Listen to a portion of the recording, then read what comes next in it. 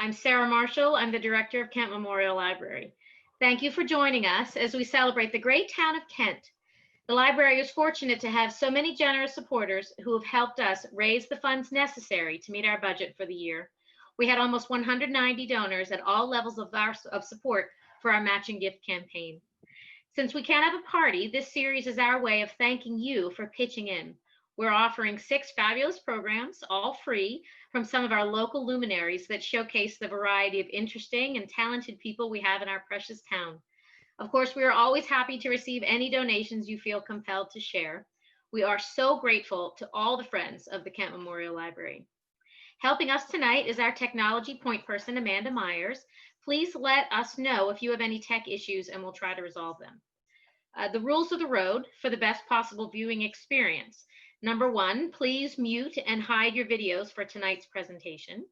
2, if you are experiencing technical difficulties, please type it in the chat and Amanda will connect with you to troubleshoot. You can reach the chat at the bottom of your screen.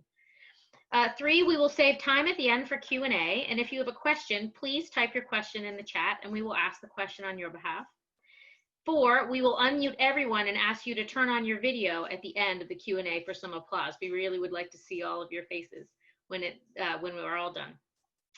Tonight's program is, quote, "When with time comes appreciation," a visit with actress Margo Martindale. The Emmy-winning and Tony-nominated actress Margo Martindale, star of Justified, The Americans, and the current Hulu series Mrs. America, is one of the busiest, best-loved, and most artistically skillful actresses working today. She's also a resident of Kent, and from what I hear, a very fun neighbor. Her indelible performances as an astonishing range of characters draw on Margot's unique intuition and understanding of the human heart. And talent like that doesn't just happen overnight. As she said in her acceptance speech when she won the Emmy Award for Outstanding Supporting Actress in a Drama Series, "With time comes appreciation." Interviewing Ms. Martindale tonight is author of Notes to an Actor and former theater professor at Loyola Marymount University in Los Angeles, and Kent resident Ron Marasco. We will hear about the life and love and learning that has, over time, made Margo Martindale both a world-class talent and a joy to bump into at the IGA. We'll see you next Wednesday, July 22nd at 7 o'clock, when the Masters of Kent returns with The Ultimate African Safari, a conversation with Dennis Pinto and Joy Phelan Pinto, proprietors of award-winning Mikado Safaris. But now, please join me in welcoming our own Margo Martindale. Hello, everybody. I see so many names I know on this list already. Makes me happy. So Margo, we're calling this event "With Time Comes Great Appreciation." So it was 2011, and every once in a while somebody gets an award, and you can feel in the audience when the person wins a kind of thunderclap of enthusiasm, a sense of, at last, this person that we have loved so much and for so long is getting a little bit of due. And I think that happened that night. And so while everyone was appreciating you, you said this remarkable phrase, which so jumped out at me, that with time comes appreciation. What were some of the things that you were thinking of that? Honestly, Ron, I was thinking of nothing. It was an out-of-body experience. It was 2011. I had just turned 60. It was I won for Best Supporting Actress in a Drama for Justified, Mags Bennett, and We'll talk about Mags. I fell going up the stairs. I would have crawled. Saw that. And I think it was, what's his name, Ashton Kutcher. Yeah. Right. I think he actually helped me up on the stage. He you, yes, he did. But I said, what came to my head is sometimes it just takes time. Mm-hmm. And then, but with time comes great appreciation. It's just what came to me, because I think that when you're older, you know, you know how to appreciate what you felt from an audience and all the love I felt that evening. Now but that award, it was both a culmination of many, many years of working and building up to that level of success, but then it kind of catapulted you into this last period of time, the last, 8 or 9 years, which have been a period of extraordinary creativity and collaboration, it seems. Yeah. Thank you. Yes, I got to say, turning 60, since I was 16, I've been acting 60. So, when you don't have to act that age part anymore, it really helps. So you can go on to other things. You can act psychological insanity, which is more fun for me. But you don't have to act like an old lady anymore because you already are one. Well, you talk about when you were 16, and it seems to me that from what I was able to read about you and learn about you, that in a lot of ways, you've always been a very imaginative person. You've always been somebody who's tried to gather a group of interesting friends. I saw this thing in a Dallas paper, you're from Texas, East Texas, where you referred to your friends that you used to hang with and play with and I thought it was such a great phrase, as your alley gang. And that's my company. Bill, the company. Bill, my husband, calls our company Alley Gang. Oh, okay. Well, there you are. Okay, good. Well, I started on an alley and I played in my backyard and I became a lot of different people. And the Alley Gang were the people who I made be other people with me. Well, yeah. So that's how you started when you were 16, but now. Oh, I was 5, 6, 7, 8. But you're in a period of time where you've got kind of an alley gang. You've got some people that you collaborate with and that you have worked with and develop relationships with. So let's start with Justified, which is what you won the award for. Just so that people know, I don't want people to not be how I contextualize those that may not know it. So it's a marvelous series. It was based on an Elmore Leonard short story called Fire in the Hole, a very tough mining town. And tell us about that experience, because really it seemed like it really changed a lot, that role and that experience. Well, I was out in Los Angeles for the premiere of Secretariat, and my friend Kathy Bates asked me if I would stay and do her show, Harry's Law. So I did, and in the meantime, this audition came up, and my agent said there's a part for a Kentucky drug lord woman, and they want you to come out. I said, "What? Audition for a Kentucky woman? Just can't you show them my tape? Why do I have to do that?" I mean, really? And he said, "Well, I'm going to send it to you." No, they're not going to just. They won't just watch your tape. So he sent me the script, and I said, "I will go anywhere. I will do anything. I will. You can pay me nothing to do this part." So I went in, auditioned, and got the job right there.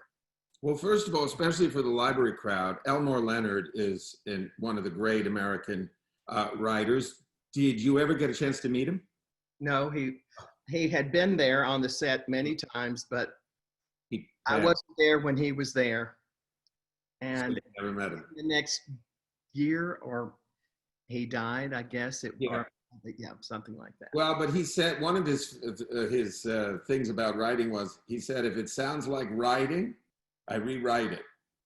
And I think that he would appreciate your approach to acting, because it's very similar in a way. If it seems like acting, it seems like you get it, you refocus and you get it to where it doesn't seem like acting at all. There's a story they told about when you did Days of Thunder, when you were the timing lady. Do you know what I'm going to say?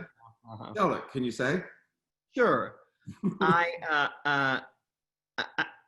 I got this part because I was doing a little play that became very famous called Steel Magnolias. So I got on the list of everybody's, where, you have to kind of be on the list to get into the auditions. And I was on a list. So I went in and auditioned for this with Tony Scott. And and he said, I like you. I just want you to be in this movie. So he gave me the part of, I can't even remember if she even had a name. I think she did. But the pit girl lady who kept the timing. The race cars. Race cars. And Robert Duvall was in it, and then a bunch of people, Tom Cruise, Nicole Kidman, but Robert Duvall is who I cared about. And his assistant would call me about, every couple of times a week and said, Robert would really like to have lunch with you. And I thought, I can't go to lunch with Robert Duvall. He'll find, I don't know what to say. I'll be too stupid. He won't be interested in me anymore. So I kept saying no to Robert Duvall. Then we're going home, flying home on the plane, and I'm sitting next to Robert Duvall. And he said, what are you doing on this plane? I said, well, I'm going home for Christmas. And he said, home for Christmas? You're not the pit girl in North Carolina? I said, no, I was playing the pit girl. He said, I'm not interested in you anymore. So he just thought that he thought you were so believable. He actually thought you were the pit girl. So it's a couple of things there. First of all, to young actors, to know that it doesn't matter if you are good in a role, somebody that understands acting will be able to tell. I've always felt it's like singing. You can hear somebody sing Happy Birthday, and you can know if they can carry a tune.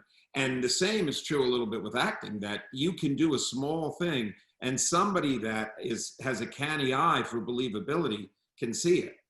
And I don't know what I was doing. I was sitting in a chair, keeping time. That's what I was doing, but I was really doing it. So maybe that's what impressed him.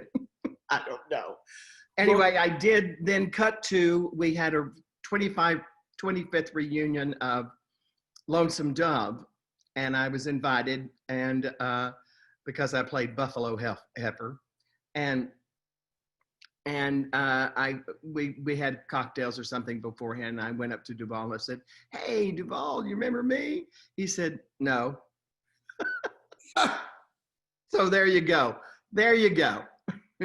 You have worked repeatedly with people a lot. And not only that, but I think you have been kind of a muse for writers. I mean, a lot of people that maybe watch TV don't understand, the scripts are not all written for 5 seasons when you're hired, that they are writing them as you are performing these things. So it has to be that writers are taking from you or being almost guided by you, by how you create a role. Well, what you learn in doing it, when I didn't know this in the beginning, but when I learned that you could lead them to write how you wanted it to go a bit. You could shape it a bit by what choices you make, but it has to be writers who are watching what you're doing, because some writers write a whole season. So they would only go back and do tweaks. But like Graham Yost, who wrote Justified, and Graham Yost, who wrote Sneaky Pete, and Graham Yost, who was executive producer of The Americans, he wrote as he watched so that the person influenced what was going on. But I think you have been a kind of a muse for writers very often. Let's go back to something that you had talked about, which was maybe before Justified, one of the most important, I think, characters and productions that you did in your earlier days, which was Steel Magnolias. That's true. Mm-hmm. And what a lot of people don't know is, Robert Harling has said he wrote that role with you in mind, Truvy Jones. He did, absolutely. And we would meet for coffee, and he'd say, "You have to do my play." And I said, "Well, I want to do this musical," because I hadn't done a musical and I was kind of tied into a musical. And so I put it in my contract that if I got the musical, I could get out of this new play called Steel Magnolias. It was just being done off Broadway, first time writer. He hadn't, yes, And anyway, it was an enormous hit, and it was a kind of another opening up. Yeah. For me, Well, because it was not just a hit. First of all, it was done off Broadway. I don't know that up until that time there was an off Broadway hit that got so much attention. I mean, they were closing this was 1980, what about what? 87. 87. They were closing the streets because, you know, Elizabeth Taylor was showing up for this. And it is like a lot of your stuff that you have really triumphed in. It's a tremendous mix of very funny and yet very heartbreaking. First of all, pound for pound, it's one of the funniest scripts, and the character of Truvy Jones, who runs the beauty parlor, has some of the best lines. Do you remember any of them? The one about tattoos. Do you remember the one about tattoos? I could. Girlfriend. I could walk on my lips. There's so many. I remember them. Not in this. Not right this moment. Well, they were. It was like your character was just a shotgun of hilarious one-liners.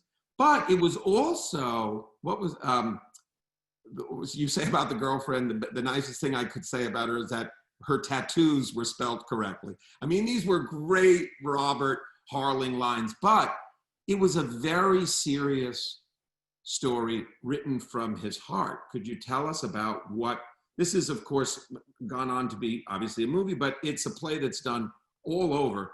And could you tell us about where this beautiful play came from? It came because it was the story of his sister who died his mother gave her a kidney. She was type 1 diabetic, and she wanted to have a child, and she did it against all advice, and she had a child, and she died. And that's what the story's about. And honestly, it's about the women who come together to support the mother of this girl and move on. The Steel Magnolias of the town of Natchitoches, Louisiana. And Steel Magnolias is a kind of a metaphor for, what would you say? Up Southern women, strong Southern women. Mm-hmm. And it was from that really, it really kind of, again, launched you into some incredible opportunities. What in the period between, when you first really began working, what would you say were your most important performances, either artistically or professionally? And sometimes there's a difference. I would say there was a play that I did in 1979 by a Texas writer named, well, he's actually a Louisiana writer named Jim McClure, that he wrote, called Laundry and Bourbon. Yeah. I did it. It was a nice hit in regional theater, and nice reviews in the New York Times. And I then called every regional theater in the United States that was doing that play, and I said, I am the original Hattie. I'd like to come to your theater and do it.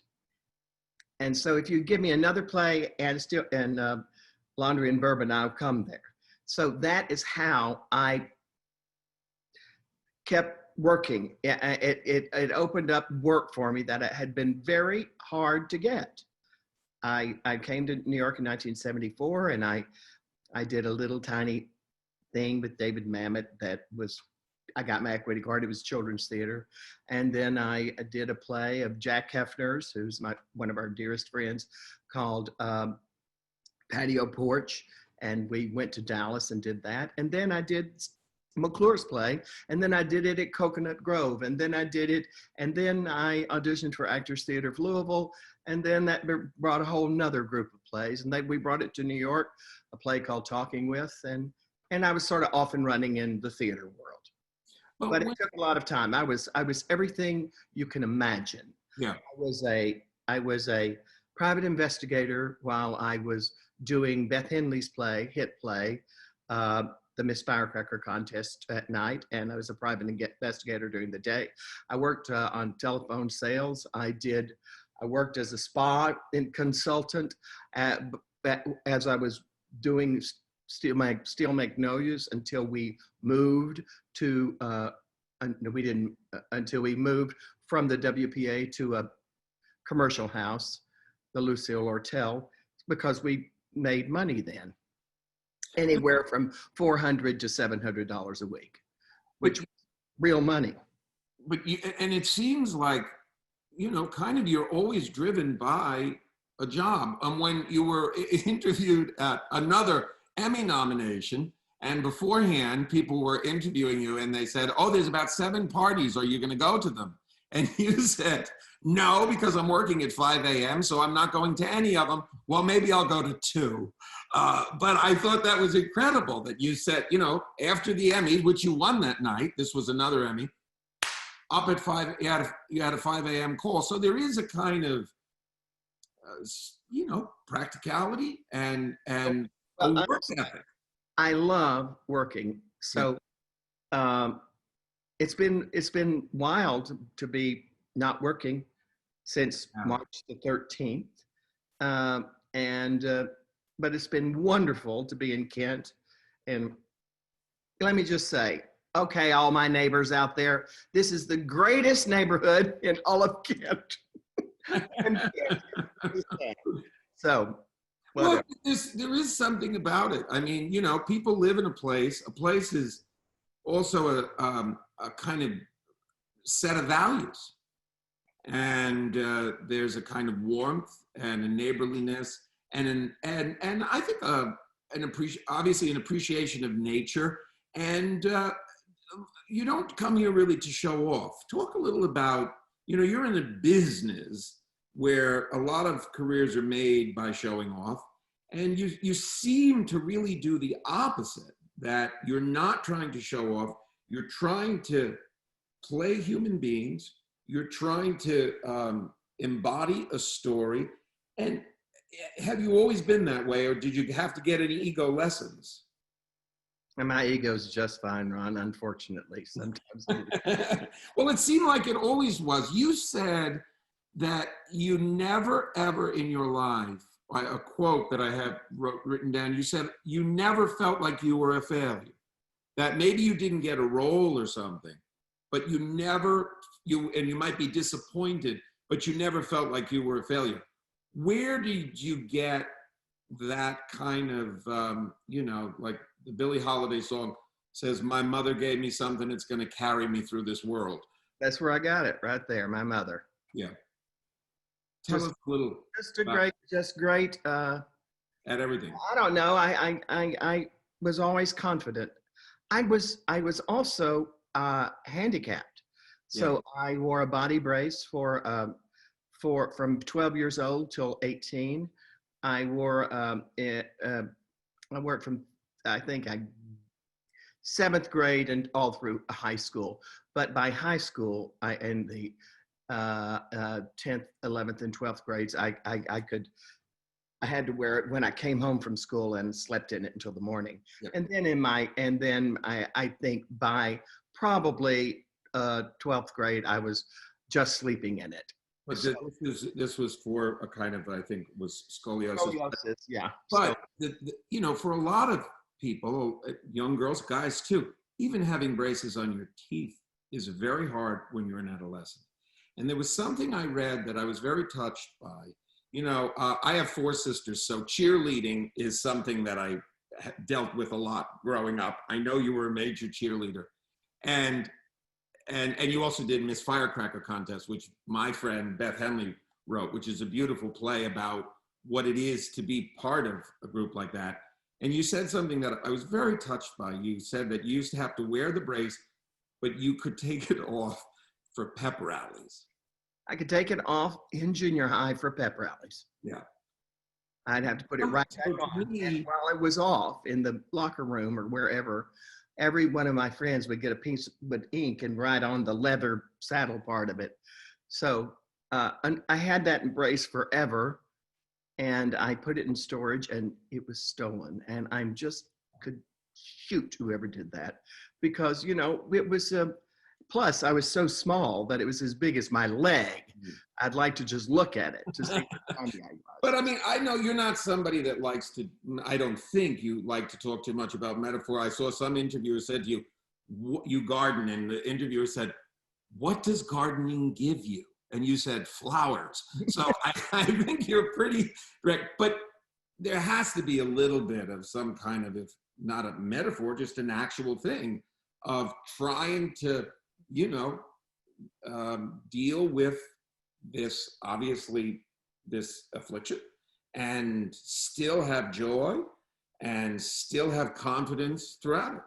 Well, that's a long time ago. I have problems from it, but I don't even think about it. Quite honestly, I don't think about it, because if I do, I won't even let my back be X-rayed, because I can't get that in my head. Mm-hmm.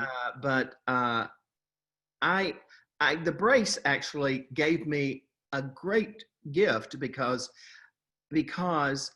I was able to come up from it and try to overcome it by my personality, because my clothes had to be made for me during a very hard time, I wore prism glasses because I couldn't see like this, because I had to sit like this to read and stuff. So my personality formed around that brace. I mean, more. A lot of people, I think it helped me. It gave me strength. And it also gave me a different perspective, seeing other people, and empathy that I understood, because I knew what people felt when they looked at me. And I didn't want them to feel that way, because inside I felt just like me. So I feel that I could always feel that way about other people that felt different. You talk about empathy. We're in a not good time for empathy at the moment, and it's a mean time in a lot of ways. How do you develop empathy? I mean, in some ways, it's part of your working technique. Is there any way that you would advise a parent, say, that how do you teach it? How do you cultivate it? I don't know. I don't know how you teach it. I don't know. I think I don't know. Like I say, I have no idea how you teach it, or how or why. I'm sure lots of people have. Lots of people are empathetic. Oh yeah. I don't know. Well, Can't you there. I don't really know how to answer that. Do you think that some of having to push past an affliction, does that have anything to do with drama? Did it give you a little bit of a sense of what drama is, and understanding? You're somebody that, as an actress, seems to understand dramatic structure very well, and understand how a story is told in drama. What do you think is what do you think separates drama from other kinds of writing? Other kinds of writing. I'm so not an intellectual. I'm more. You do it. You seem to you embody. I look at acting as mathematics. Explain. Well, I feel that there are givens in a story, givens, and I take the givens and I put them on a page, like diagramming a sentence. And but that's not math, but like algebra or something, to get it. Make a scheme. As you come down to the end of everything, at the end is a person, and that's with all the different factors that go into the 5A or whatever it is. So that's just reading a story. I read things over and over and over and over again. And you have one of the compliments you can give certainly an actor is that they're an actor's actor. In a lot of ways, you're a writer's actor, but you also seem to have a very good taste in writing. Having looked at a lot of your stuff over the last few weeks, it really, the stuff holds up. The writing is very good. You're a very good judge of writing. You finally decide whether or not you're going to do these projects. Yes. And where do you think that, is that just an intuitive thing? You just sort of have a sense of it? Yes. Well, I have a sense of what I like. Yeah. And I have a sense if I've seen the story before. And I have a sense when I've read something and I accept it and I had questions about it to begin with. When I see it, I went, well, see, that's why I didn't want to do it. Oh, I see. Yeah. So, Yeah. so you said you were actually partially at times an investigator. Do you kind of use a little bit of that in your mind? Absolutely, no question. In a kind of curiosity and investigatory mind, a bit of an anthropologist. Well, I like to think a detective, an investigator. Detective. Private dick. Yes, that's what I like to think. So let's talk about one of the favorite things that, which is really, I don't know if you want to call it a detective story, but it's certainly a great yarn. And it's probably the thing that a lot of people maybe stop you for, which is The Americans. And this is the work of Graham Yost. You've done a few projects with Graham. Well, it's not his writing. He's just Right, he produced it. Yeah, he's one of the executive producers. It's Joel Fields and Joe Weisberg. Joe Weisberg, an ex-CIA agent. Could you tell us what drew you to that? And what were you just coming off of when you decided to do The Americans? I was just coming off of August Osage County. I'd just gotten home in November from Bartlesville, Oklahoma. And Graham Yost called me. He says, hey, you want to come be a Russian spy? I said, is it good? He said, yeah. I said, do I have to speak Russian? He said, no. I said, okay, yeah, I'll do it. I trust everything that Graham Yost says. So that's why I did it. And then you had to make a mystery out of it. You had to make a secret. You had to come up with a secret. I mean, I did for myself. You have, it's almost like I was thinking of Frank Sinatra, how he, part of why we love him so is he always chose great arrangements. He had such great taste in arrangements. There's nothing of his that really sounds cheesy, which is not true of almost any other singer at that time. And I felt that also with your grasp of writing. Are you a reader? Are you a big reader? All the time. I read all the time. And who are some of your favorites? All mystery writers. Really? How about, would you ever want to do like a nice, juicy PBS detective? Is there something you'd like to play that if somebody said, I want to do a PBS series for you, Margot, you name it, what would it be? Detective. Yeah, detective. But I'm actually working on something else right now, so I better say something else. But okay. So let's talk about a few things that you have been working on now. I told you I sent you an email about the movie Blow the Man Down. It made me happy. Yeah. I think this is a really important movie. Could you tell us a little bit about some of the people that you are working with and what this is about? And these are people we're going to be paying attention to, I think. I think so too. I mean, I was given the script. I loved the story. It was a lovely little mystery. Mm-hmm. And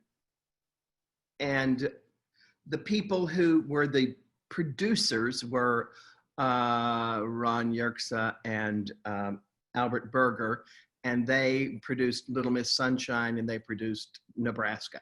So I knew they were good guys. I knew they had good taste. The two girls that wrote it and directed it, never heard of, brand new, didn't know anything. I liked the story. I didn't even know if they knew anything or how to direct or anything, but my friend June Squibb was in it, and Annette O'Toole. Annette O'Toole, so good to see her in something. And yeah, and it was a great group of women. Alley Gang. Got the Alley Gang. and then when we saw it, we were all blown away because they had such style. These two girls. That was what made me. I just couldn't believe the directing, the cinematography, I, the writing? I couldn't either. Can you tell us their names, because these are names we should say over and over. Danielle Crudy. Crudy, and Bridget Savage. Bridget who? Savage. Bridget Savage. She has 3 names, so you know. Well, in any case, but, you know, you see, but these two they really are going to be a force to be reckoned with. I think so. I think so. And your performance, this came out, unfortunately, in the middle of all of this. Are these people you think you might work with again? Yes, absolutely. Yeah. And that's kind of what I hoped. And I thought that this was a story that there is a theme that has run through a lot of your work, obviously, about women steal magnolias, that these women that form their own group, and it's a theme of your work. And it runs through all the way up to the Blow the Man Down and the kitchen. Can you tell us a little about the kitchen? That was one of those movies that I thought, I don't get it. Really? Yeah. Tell us about it. Well, it was a great fun part, kind of the Godfather. Helen O'Carroll. Yeah, and I look like a very large Tootsie. I thought, well, number one, somebody should have stopped that wig. But number two, I thought it was. I thought when it came out, when I saw it, I thought it came out at exactly the wrong time, because it was too violent. Women being that violent disturbed me. Now, isn't that terrible? And it was the violence that was going on in the world when that movie came out. I can't remember what it was, but it was just absolutely the wrong movie to come out at that time. And what do you feel would definitely have to feel differently about Blow the Man Down? I just love Blow the Man Down. I absolutely love it. And I know there are people I've talked to even in Kent that didn't get it. There are people that won't get it. It has holes in it. It's a first movie. I just thought it was beautiful, and I couldn't be more proud of that movie. I want to talk a little bit about somebody that you only did a small thing with, but I have a sense that almost everybody that works with this man is so deeply influenced by him and kind of changed by him. Alexander Payne. I love him. He wrote a movie for me, a French movie. Excuse me? He wrote this movie for me, a French movie. Yeah. He called me on the phone at home.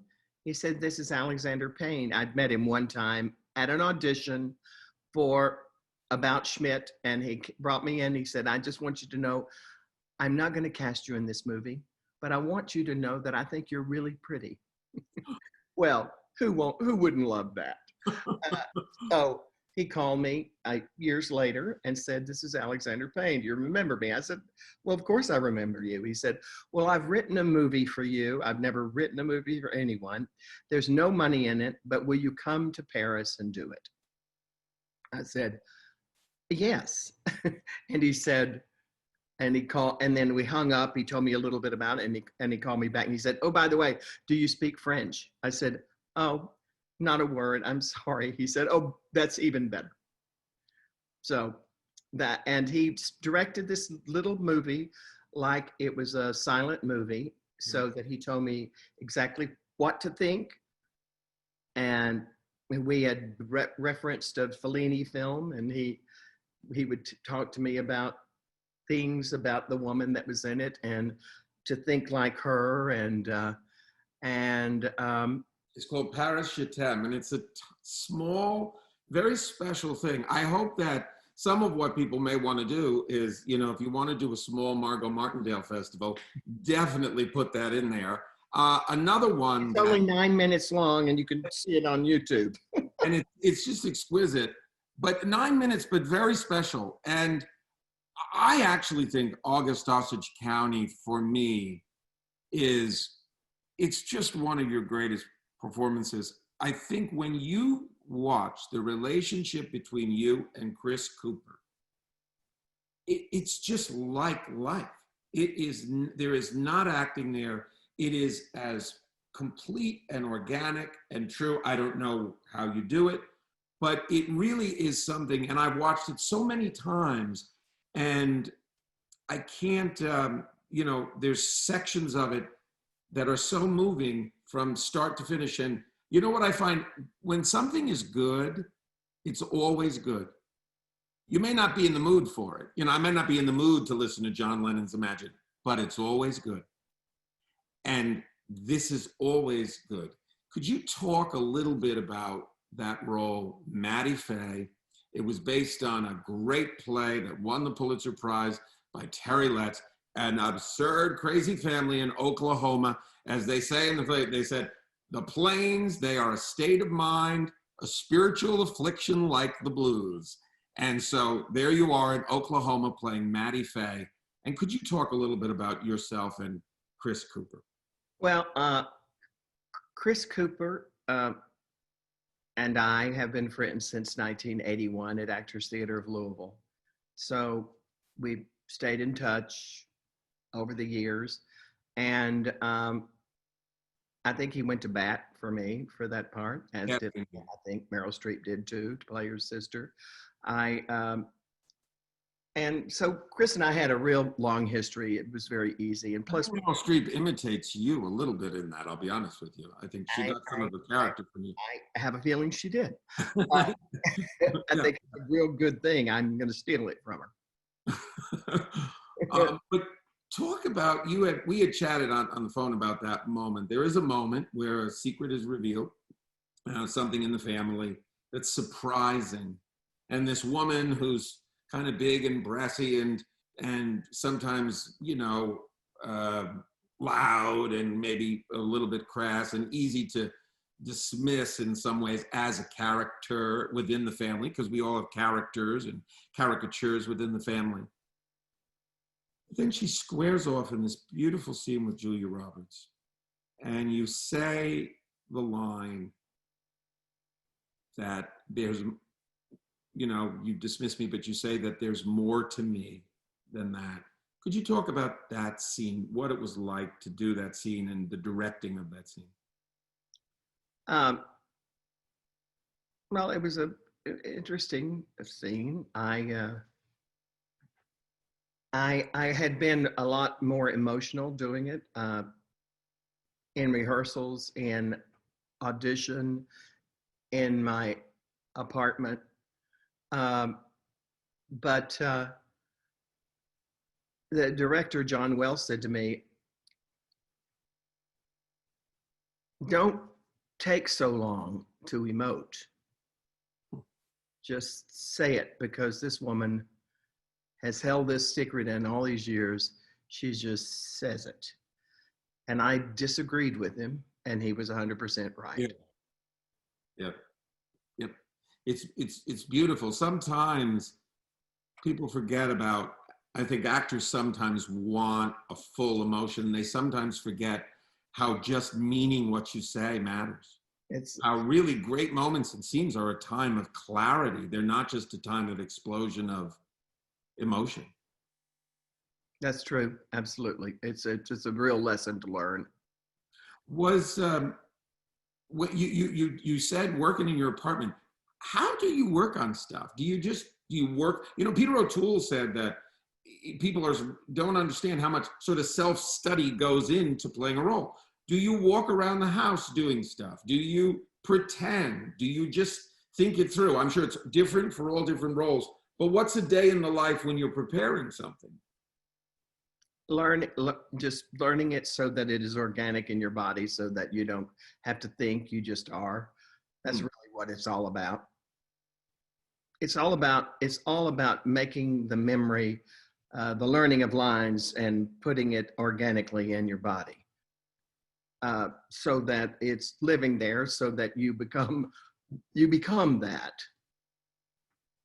Do you find that there's some, and I'm sure it's different for different kinds of roles, but is there some where there's a physical thing that moves you in a direction, and sometimes where it's not a physical thing? Like some roles, you've done roles, one of the recent roles you did, well, almost many of your roles have had all kinds of challenging accents or some kind of physical quality to them.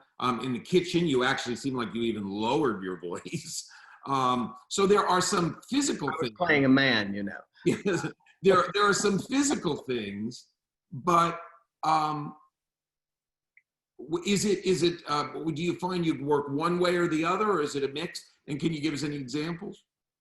Oh, I think I work inside out, and sometimes I work outside in. I don't know. Mm-hmm. It's acting is such a crazy thing, and it's not something you can actually put in a box, I don't think. And I think sometimes to try and analyze it is arrogant. And I don't mean by you, I mean by me talking about what I do, because there's so many different ways to do it. I just work. I mean, like Bella Abzug, this Mrs. America, I've never worked so hard in my life, because getting that rhythm of that woman and that accent in my East Texas mind and body was extremely challenging. And a real woman that we know and we all have an image of. And around the maybe third episode or maybe second, I said to the gals in the office with me, I said, I think it just hit. I think I just landed here. I think Bella just landed in me right now, right this moment. Does that happen? Something about smoking a cigarette. That's all I remember. Something about smoking a cigarette and talking really fast. So there's just like a little thing that sometimes it kind of clicks in. Yeah. You had an experience that, of course, myself being a theater person, I'm very interested in, which was you played in Tennessee Williams' play Cat on a Hot Tin Roof, which I actually think is his greatest play. You played Big Mama when you were younger, and then you played it again when you were older. Now, that was probably an unusual experience. What did you learn from that? Anything? Was there a lot that was retained? Yes. I would think. It was like somebody who'd been living in my body a long time, and finally she arrived. I didn't, well, when I was doing that, when I looked back at pictures, I thought, who did I think I was doing that? I look absurd. Yeah, she's been rolling around in me a long time. And, it was great. And acting with Ned Beatty was fabulous. And Jason, you were nominated for a Tony for it. I was. That was really wonderful. And that's my only time on Broadway. Wow. I could have been on Broadway a few times, but that's been the only time that By the way, after having seen a couple of scenes in The Americans, I would love to see you do a play with Frank Langella. Well, Frank and I talked a lot about it, and I love Frank Langella. You two on stage, watch out. He really wants to direct me. That's what he wants to do. You should be in it. These actors that want to direct. I love Frank Langella. I love him. Do you think, do you really kind of just, and this is kind of a weird question, do you think actors sort of channel characters from somewhere? I think you can, yeah. I think you can. And you can really see when somebody really is somebody. And you can see really not. Yeah, I mean, we as people, we've got a pretty good truth detector. Yeah. I'm very critical. I mean, I have a very critical eye on other people's acting, which is slightly obnoxious. Well, no, but also I would say that you have, in particular lately, you have been doing roles with a lot of very good young actors. Now, I've always said that if a young actor works with a great actor or actress, just being across from them, acting with them, they start to learn what acting is by osmosis, because a great actor kind of demands a truth from you. What is it like working with some of these, albeit very, very talented, but do you find sometimes that that they look to you as kind of a teacher, or as somebody that working with somebody like Tiffany Haddish, or the wonderful girl that's in Blow the Man Down, the one that's from Scotland, the actress from Scotland. I looked her up because I thought she was a local. She was so terrific. And you have... oh, the girl, Sophie. Yeah, Sophie. Whoa, yeah. Fabulous, I thought, yeah. Do you feel that kind of exchange happening? They say about basketball, game knows game, that do you feel that you are, they're helping you, or that you're helping the person? What is that like, that crackle between you and another actor, that sort of fight to make truth happen? What does it feel like? I feel sometimes it feels like dancing. Huh. And sometimes it feels like a battle. Hmm. Sometimes it feels like you're hitting a wall.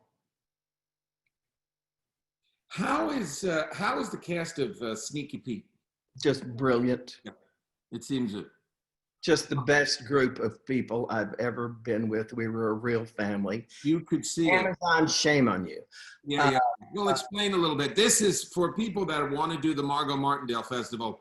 Put this at the top of the list. I think the pilot episode of that was the tightest, best writing, and it's an interesting character for you because it isn't somebody where there's some very you can't really describe the person in that there's not a big physical aspect to them or something. They're rather, for lack of a better phrase, sort of just a normal person, it seemed. Yeah, I told Graham Yost that bothered me. I said, I want to know my backstory. He said, your backstory is you were maybe a motorcycle girl or something. I said, just give me more backstory. He said, I'm not going to give you any more backstory. I said, because here's the backstory I'm going to give you. I was a daughter of a preacher in Pennsylvania. I was raped by my father. I was sent to a psychological hospital where the doctor and I, to get out, I had sex with my psychiatrist, and then I ran away to the South, and Peter Garrity, my husband, found me and picked me up and married me, and he said, whoa. That's an awful lot of backstory. That's not the show. You're just a regular girl. Okay. But wasn't the, when I looked at the pilot, it seemed like part of what interested you was that you knew you were going to really be a part of the puzzle detective story plotting of this thing. Yeah. That seemed really clear. And is that something that might drive you, where maybe if the character is a little bit less defined? Yeah. It was less defined. And so I had to find it in there. And, with that group of actors, honestly, truly the greatest. I'm not kidding you, just the best. It was all around dancing. I'm not just all around dancing. Alley Gang. Yeah, it was a real alley gang and a real heartbreak for us. Even though we knew it was kind of done, we just had a hard time breaking up that family. That's the theater thing, you know. It was a theater group of actors.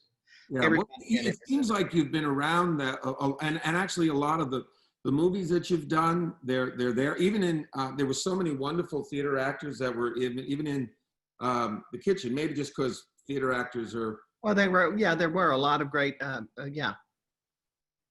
theater actors in The Kitchen, and Big Tootsie was one of them. Big Tootsie. Go back and look at that, and you'll go, "Oh my goodness, that is Tootsie." Anyway, I thought it was really, and I made my husband watch just the first 5 minutes so he could see how much I looked like Tootsie, and he said, "Okay, we could turn it off now."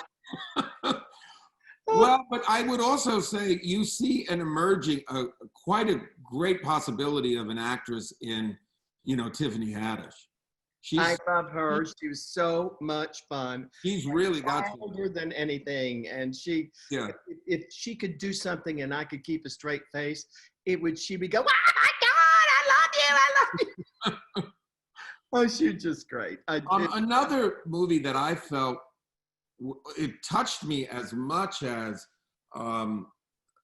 August was The Hollers. I love The Hollers. Now we're getting on my favorite movies: The Hollers, yep. Blow the Man Down, and August. Oh, good is good. You can see it, and I would put this for people that are watching. Put this at the top of your list if you're doing the Margo Martindale Festival, because first of all, I think you see an emerging director in there. I didn't know this. The actor John Krasinski. Everybody knows him from The Office. John Krasinski. Yes, I never watched The Office, but he's marvelous in this movie. But he's also a very good director. Oh, he's just a doll. Oh, and dreaming. I met John when he was still at Brown. He was off for the summer, and he auditioned for a commercial, Marshall's commercial, and we did it together. And I said to him that day in a little crappy trailer somewhere, I don't remember where, I said, "I'm not a betting woman and I don't have any money, but if I was, I would bet it all on you." Wow. Cut to the next time I see John, he's on the street and he said, "I got a pilot. It's called The Office." Oh, well, he is, I think you could bet on him as a director too, I think, because he's so beautifully done. First of all, it's an adorable deer script. Yeah. Very, very touching. I lost the writer. I did a movie of his long ago. Oh, with Sam. It's so funny and unexpected, but very, very truthful. And I lost my mom just 3 years ago, and I thought that the scene between you and John right before you go in for what is a surgery, it's like that scene with Chris Cooper. This is just truth. It's just as real and humane as it gets. It's a really sweet movie. And Richard Jenkins is one of those dreamy actors too, who played my husband. You've done a lot of movies where, first of all, you've been all over. I mean, when you think of, Mags Bennett is in Harlan County, and Mattie Fay is in Osage County, Oklahoma, and the woman in Enid, who's in this sea town in the Northeast. Going all back to Truvy in some unpronounceable Louisiana place. Thank you. When I first spoke to you on the phone and I pronounced Q&A. You corrected me. So what how much do you study place? Do you just kind of walk around and have it be some sort of osmosis? Ron, just doing a time check for Q&A soon. Okay, great. Yeah, Ron. Sure, I know a lot of the places, and the places I don't know, like Paris, I'd never been to, so that made it great because because the part I was playing, she had never been to Paris, so that was fun because I got to do that on film in front of a camera. Okay. Margo, Yeah. we have some questions here. So let me go to these. Your portrayal of Bella Abzug in Mrs. America is exceptional. Thank you. You embodied Bella. Thank you. Could you possibly elaborate on your acting method and philosophy in your answer? Your acting method and philosophy of doing that role. Well, that role was all about first learning the accent, 2 months of learning the accent, working on the accent, and watching every video YouTube I could find of Bella and reading all the information I could find about her. Then you load it up and you get the script and you start working on that. And then you put the costumes on, you put the wig on, you pull your hair back so you look a little younger when you put the thing on, and bam, that's really, but it's all about the work that you do beforehand. Thank you so much, because I'm very proud of the whole thing. That whole project. Yeah. There's some extraordinary performances in it, and there's all kinds of talk about awards for that. Somebody says here, please take on a reboot of Murder, She Wrote. You'd be perfect. Connecticut as the new Cabot Code. I'm sorry, what, Ron? She says, Kent, Connecticut as the new Cabot Code. Oh, man, that's great. That's so great. That was the show I always wanted to do. Another show has approached me, and we're working on it. Not unlike Murder, She Wrote, but not a detective. And maybe we could set it in Connecticut.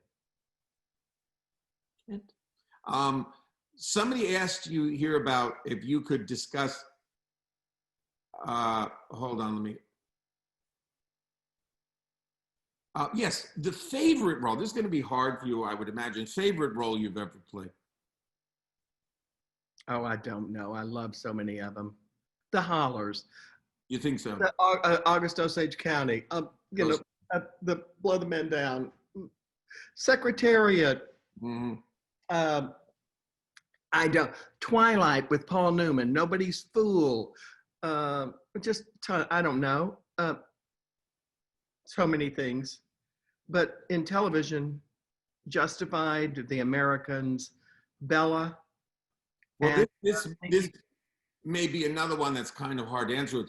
Who is your favorite actor that you work with? That might be another hard one, but. Richard Jenkins is up there. Chris Cooper is up there. Peter Garrity is up there. Those are all for men that were my husbands. Mm-hmm. Bill Bowles, my husband, is up there. But no, as far, I don't know. Women, Meryl, there's so many people I don't even remember my name at this point. This is a very interesting question. It says, as an actor in New York City from Kent, I totally understand your idea of never thinking of failure. Is there any advice you'd give to your younger self as an actress? That's a good question. I always said to myself, just take the job, take the job, take the job. Take the job you have, take the job. Take the job. And not until you can say no, which you never think you really can. It was all about just continue to work no matter what you do. Just continue to work. Continue to hone your craft. Continue to improve and learn and meet other people, all new stuff. I think that in failure, I have failed so many times, but I'm saying when people would not cast me, what I would say to myself, it wasn't because of what I did, it was because of what I look like. Or they're really stupid. I didn't think they even knew what they were talking about. It was your way to survive in a positive way without looking down on yourself. Yeah, as I said, you the body of an actor's work really becomes like a biography of things that they are interested in. And you have played characters that have had a lot of economic strife.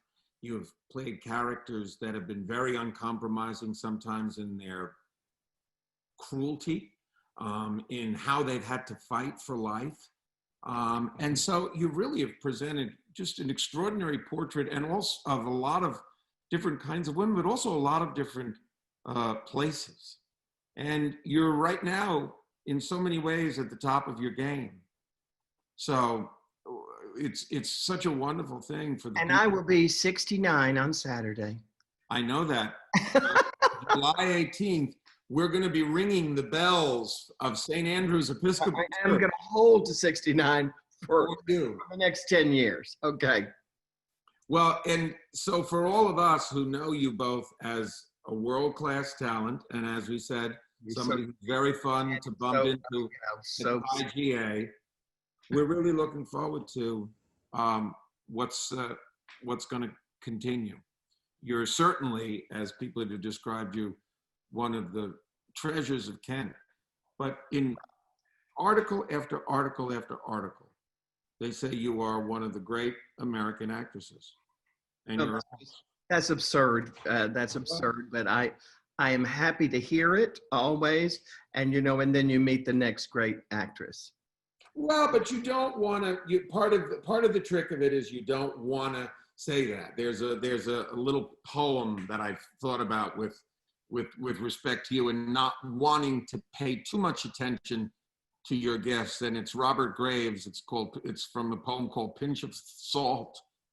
And it says, "Poet, never chase the dream, laugh yourself and turn away. Mask your hunger, let it seem, no matter if it come or stay." So very nice. You just gotta make it seem like it doesn't matter, but you make everything matter. And that's your genius as an actress. And we can't wait. Overly complimentary. More of Margo Martindale. So everybody, please do your Margo Martindale Festival during the pandemic. And Sarah, or not, back to you. Or not. We're gonna turn on everybody's camera and everyone can wave and clap. So up comes the crowd. Right there. Hello. Hey. Bravo. Thank you. Hey. God bless Ken. Hey, neighbors. Oh, Hey, neighbor. Wait. Lights are on, so don't let the others. Can't stay. Take care. Good night, everybody. Thank you. I don't know when they'll. Margo, lots of love. Thank you, everybody. Thanks, everyone. Thank you. Matt.